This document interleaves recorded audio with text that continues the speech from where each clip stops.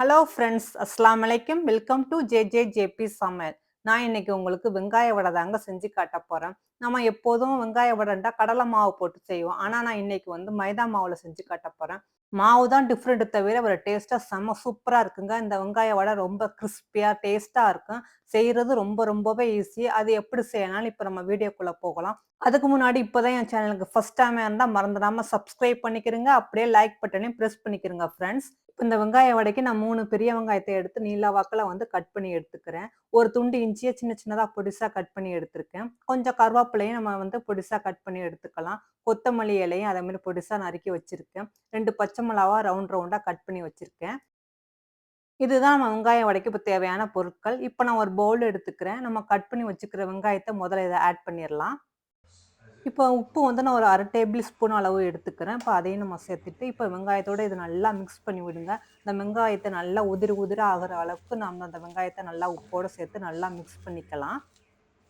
இப்போ நம்ம வந்து பொடியா கட் பண்ணி வச்சுக்கிற இஞ்சி, கருவேப்பில, கொத்தமல்லி இலை, பச்சை மிளகா இது எல்லாத்தையும் இதோட நம்ம சேர்த்தரலாம். நான் இதுக்கு வந்து மிளகுத்தூள் சேர்த்துக்கிறேன். மிளகுத்தூள் ஒரு 1/2 டேபிள் ஸ்பூன்ஸ் அளவு சேர்க்கிறேன். ஆனா வந்து அது ரொம்ப பொடியா இருக்க வேண்டாம். அதே மாரி சில்லி ஃப்ளெக்ஸ் வேற சேர்த்துக்கிறேன். அது ஒரு 1 டேபிள் ஸ்பூன் அளவு சேர்த்துக்கிறேன். இதுதான் நம்ம காரத்துக்கு. இப்ப நான் மைதா மாவு வந்து ஒரு கிட்டத்தட்ட 100 கிராம்லேருந்து ஒரு 120 கிராம் அளவு எடுத்துக்கிறேன். இப்ப நம்ம உடனே எல்லா மாவையும் சேர்த்துற வேண்டாம். கொஞ்சம் கொஞ்சமா சேர்த்து இந்த வெங்காயத்தோட நம்ம மைதா மாவ நல்லா மிக்ஸ் பண்ணலாம். இப்ப மாவு இன்னும் வேணும். அதனால நான் இருக்கிற மிச்ச மாவையும் நான் இதோட சேர்த்துக்கிறேன். அதையும் சேர்த்து நல்லா அந்த வெங்காயத்தோட வந்து நம்ம மிக்ஸ் பண்ணி விடலாம். இப்ப நம்மளுக்கு உப்புலாம் போதுமான்ட்டு நீங்க செக் பண்ணிக்கிறங்க. இப்ப இது கூட கொஞ்சமா நான் தண்ணி சேர்த்துக்கலாம். தண்ணி ரொம்ப சேர்த்துற வேண்டாங்க. வெங்காயம் உதிராத அளவுக்கு இருக்கிறதுக்கு மட்டுமே நம்ம கொஞ்சமா தண்ணி சேர்த்துக்கிறோம். அதனால கொஞ்சமா தண்ணி சேர்த்து, வடை பதத்துக்கு இது இப்போ வந்து நம்ம மிக்ஸ் பண்ணி எடுத்துக்கலாம். இப்ப நம்மளோட மாவு ரெடி ஆயிடுச்சுங்க. இப்ப நான் கொஞ்சமா உருண்டை எடுத்து, நான் ரவுண்ட் பண்ணி எடுத்துக்கிறேன். இப்ப நம்ம உளுந்த வடைக்கெல்லாம் நடுவுல ஹோல் போடுற மாரியே நான் இதுக்கு இப்போ ஹோல் போட்டு எடுத்து வச்சுக்கிறேங்க. இதே மாரி நம்மளோட மத்த மாவையும் நம்ம ரெடி பண்ணி வடையா மேக் பண்ணி வச்சுக்கலாங்க.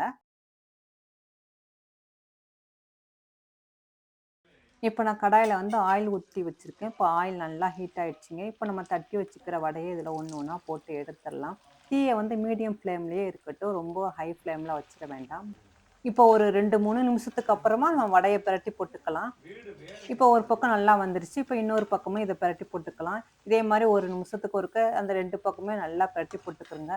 அப்பதாங்க 2 பக்கமே நல்லா வெந்து செவந்து வரும். நம்மளோட வெங்காய வடை நல்லா சாப்பிடுறதுக்கு கிரிஸ்பியா இருக்கும். இப்ப 2 பக்கமே நல்லா பொரிஞ்சு வந்தோனே, நம்ம வெங்காய வடைய எடுக்க ஆரம்பிச்சிடலாம். இப்ப நம்மளோட வெங்காய வடை ரெடி ஆயிடுச்சு.